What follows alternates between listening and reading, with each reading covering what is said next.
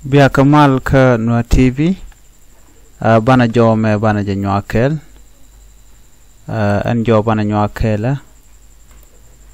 jo mi nyono ten kona lat korodian to kon kalari to kon kalin ka jan rajame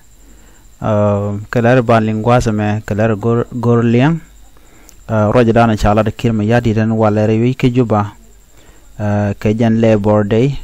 ke Shang lad nen wala ne de kon let ngai kon no kum South Sudan tel yoji kan European tel lagan ga kam ne kon la civil servant ban matot ban jeling ga kuida lero do gwazme ban roi ka kui potkang cha de gorolong ne tin kon tel let gwajasa gor kano de jalun diodien ban roi cha ka kuit commercial gator jen cha je yen ne ri ke cha je kinabre which ka juba ban roi de ban jeling ka jan lehrama gwazame kan kono niam mi jiram jadid ka Nur Online TV channel gorjen ojin deri larame deri nyu kana ase ko ken kan ko gorjen o jin deri subscribe ka deri notification be deri je twan ko de ler shamala shubkeji na jen o deri na me deri lat ka kui Nur TV men ban shuga le dan bu kon link kira jane ba lat ba lat beken kef ka yo beken salar beken ka kef ka gwade ngai kona gwano kirma yadi te fail ketidial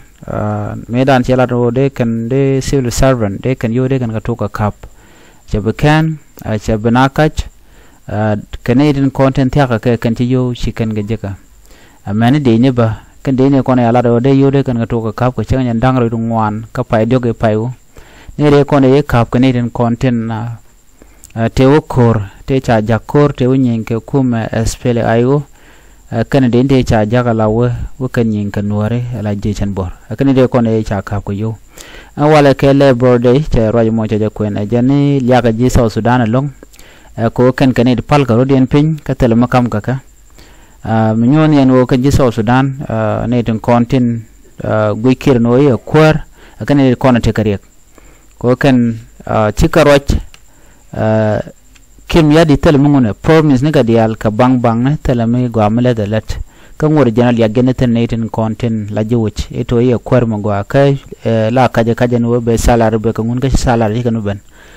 jene se bol mele de won ba medan e dong de ngwak de gun bat chi be fail chi ga boy tel mi shore long anta me shele nyola no jene be neten content tintel Allah de be ko yo be yo ken be kan bo on time jen be general organization ler ga teslo ay ken je humanitarian kon lo ka ji South Sudan alo mi lo ne jeno che kire che failen kwara yo de ala content je ka petroleum tin je ka sol bok tin kon la taxation kan di alwo ga pocket den kan ne content che ko corrupt ko lo liang ne ji organization ne tin kon kwara long ne kon shuch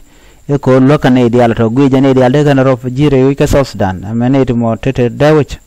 ki amane banat ba karo magati rof ji mishi ojan be chong ba South Sudan be jaka jawo be lama go ki mishi janda ro chu bore kwara ko jan cha fail telemlada an me dara jo kel me de kon ling jo ro gwaza me de kon nga ki potkang na potkang cha je gor long anetin content liete pindian lari udanu ngwan don ku kono na me don de ram mi de ben but right now cha to kono gor ka potkang ala jas mi cha je ko gre wi ka South Sudan telam bikir mi yadi de cham kan je duara so tin kono ku kan la kok chet ke Ugandan koken ga jen kwili da mo yo di ala kon lat ka petroleum wona kan ka ko tele civil servant je ka yo so men chi to gwad me ka ji Sudan gwad wa wali de jo ko tin mala je ya te ke tin ba ko ko allow without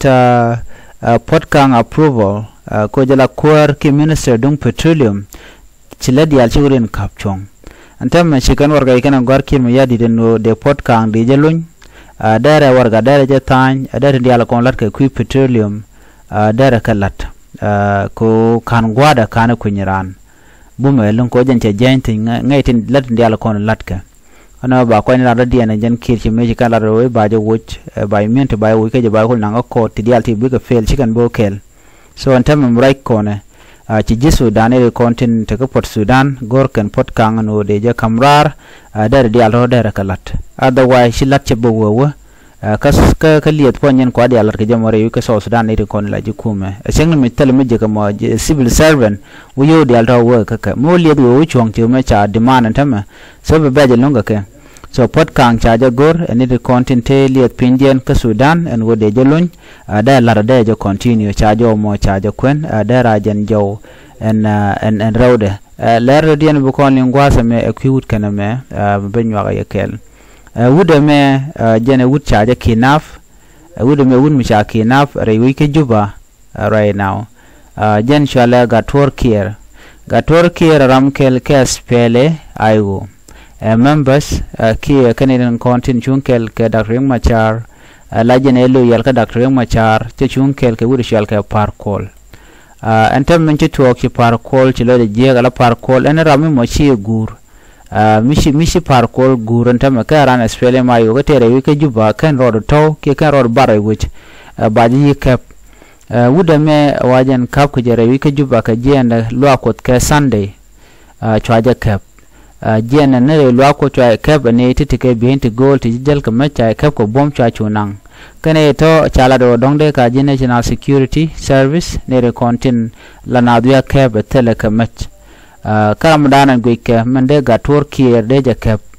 jen wul shal ka me parkol ko parkol jaram nan ci defect ka ku me spele mayo enaran gore je eno dera loyal ke je ki de lonje ki de je kwanyala Ramadan en la kwar so che ga Turkey me che je yen en gol dana cha nang ten kana ngach churi shal ga tie ga ko wi shar che jalat ram de spele mayo use league spokesman chale ga tie ga ko wi char no kajan head of the national committee ka information and public relation ka spele ayo use che jo mo che jalat ke media no ne content kap gude me ka national security service ka kanir konan kap ka kuma spele mayo en ram te ga spele mayo mishi ya micha ngaje no she bata kene to kebimo so bay nan gwal mi sha ngaje na don ko blue house ki gwara den sha jala ngach so cha jo mo cha de kun ka Ramadan men gwe kelung no te ka tetten long parkol ko parkol je Ramadan en men le tidi altam re wich ka so Sudan wa manager ba se ka yen men ram kel ka Central Equatoria Sheikh money cha muktabe cha jagak ko general spele mayo cha je force no dara parkol daraja lar no parkol jen biya kwara ci Sheikh mo cha je logala Sheikh Equatoria mo cha laro shena gor Ramadan la kwara e Dr. Machar amen mi cha jelon ka Sheikh mo cha tere wich ka juba jen cha jien cha wi dodien so cha kwa ka dia cha lo kan mene turbile dore cha ka kan dial jen Ramadan en la loyal kine konti la loyal ka parkol la parkol che bin lo daga ne dialon konti la jikume spele mayo so jen danan to no jen le danan go de nywa ye kelene me wude me Michel ke general ke secretary general ka ngade ke student league wude shale ga Turkey jen chaje kinap national security re wike juba duno koy ko goda danan teten jen jawdan de nywa ye kelen bi atemal bye bye